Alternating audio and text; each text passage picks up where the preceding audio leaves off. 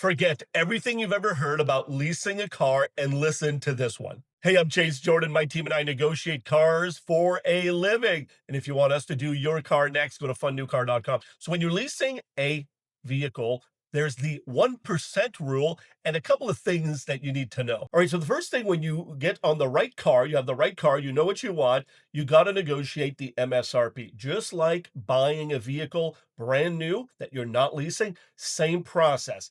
Go and get yourself the most wonderful deal. Do 4 to 10 dealerships. Make sure they compete against each other for your business.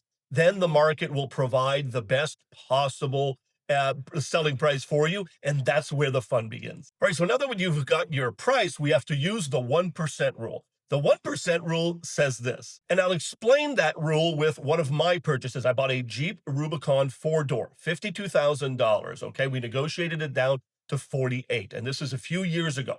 Then we landed the 1% golden deal, which means the monthly price for that lease was 1% of the selling price before taxes and fees. So it's simple math, 1% of the selling price before taxes and fees. But there's a very important message here. Listen to it. And that message is that monthly payment we just compared is a zero down payment, no money. You should never put money on a lease. Zero, end of story.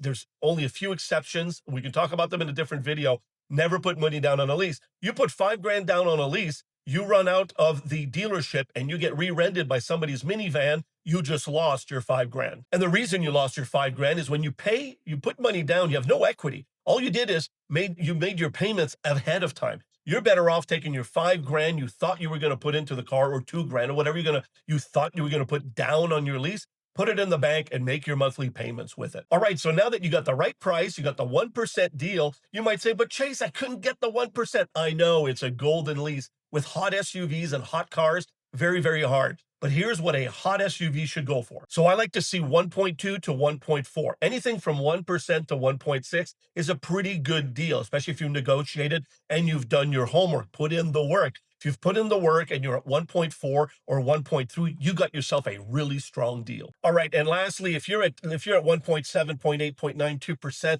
you're overpaying. Go to a different dealer or try to find a new car that will lease a little bit better, or wait for some incentives. And that's the way to do it. Just be patient, wait for the deal, and do the work. All right, we'll see you in the next tip. By the way, save this one, because if you save it, the algorithm will show me to you again, and I'll see you in the next tip.